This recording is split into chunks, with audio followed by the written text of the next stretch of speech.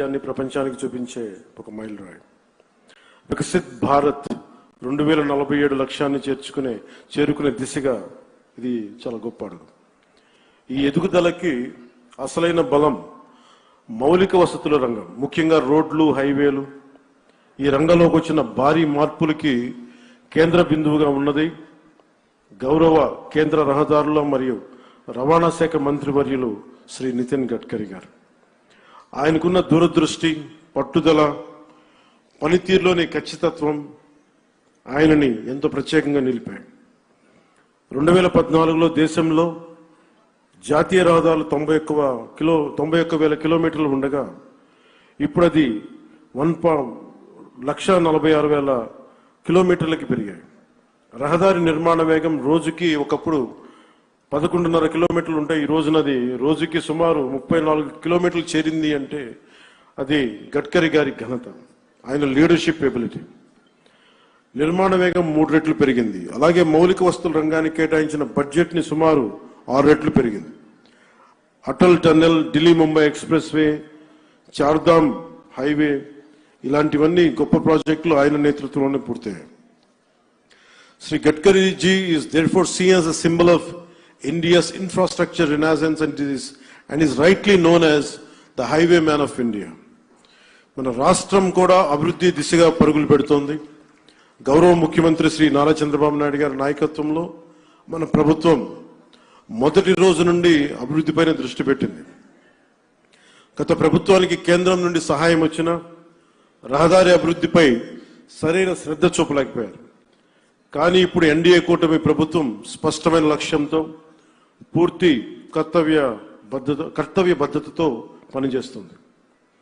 అలాగే జాతీయ రహదారుల నిర్మాణం తరహాలోనే మన రాష్ట్రంలో అడవి తల్లి బాట పేరిట గిరిజన ప్రాంతాల్లో రవాణా సదుపాయాలు కల్పించేందుకు కొండ రహదారుల నిర్మాణాన్ని కూడా ప్రారంభించాం. దీనికి మనందరం కూడా చాలా మనస్ఫూర్తిగా ప్రధానమంత్రి గారికి కృతజ్ఞతలు చెప్పుకోవాలి. పిఎం జన్మన్, ప్రధానమంత్రి జనజాతి ఆదివాసీ న్యాయ మహా అభియాన్ కింద అది ఓట్లు పడే దారులు కాదు, 1,00,000 మందికో 25,000 మందికో ఉపయోగపడే రోడ్లు కాదు.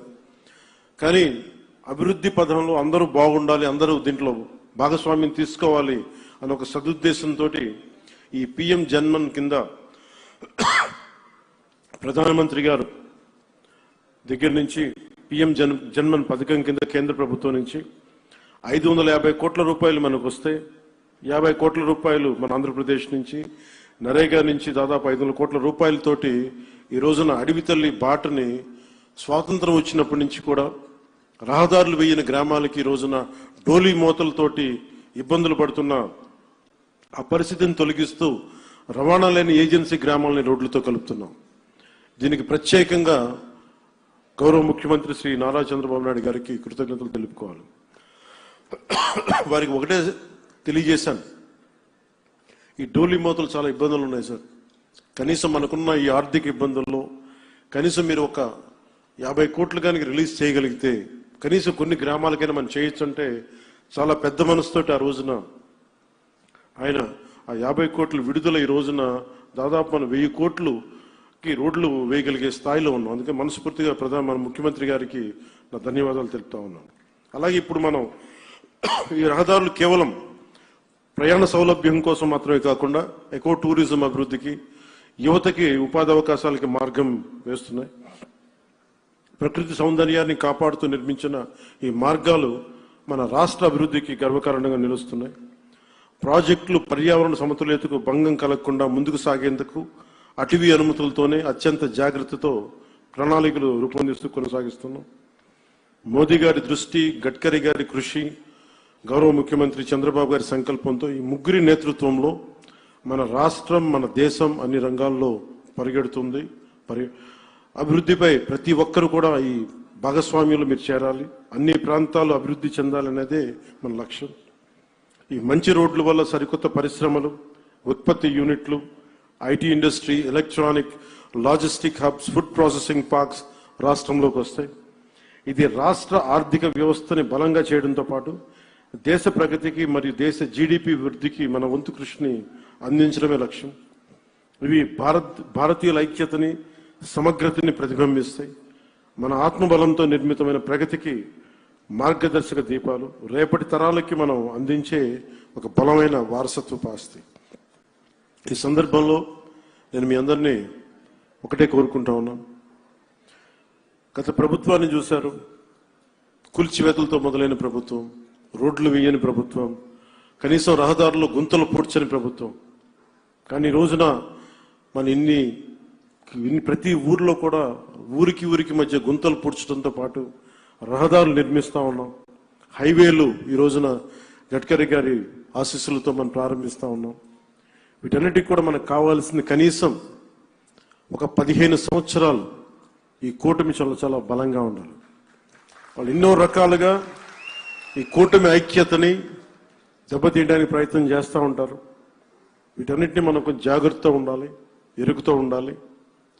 నేను ప్రత్యేకించి ఈ కూటమికి నేను ముందుండి కృషి చేయడానికి కారణం ఒకటి 5 కోట్ల మంది మన ఆంధ్రప్రదేశ్ ప్రజలు దేశ అభివృద్ధిలో చాలా బలమైన భాగస్వామ్యం వహించాలి. ఆంధ్రప్రదేశ్ ఖ్యాతి మొత్తం తెలియాలి.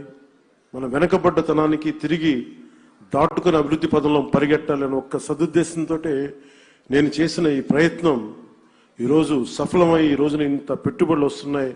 ఎందుకంటే ఒక బలమైన నాయకులు కావాలి, చంద్రబాబు గారు నాయకులు కావాలి.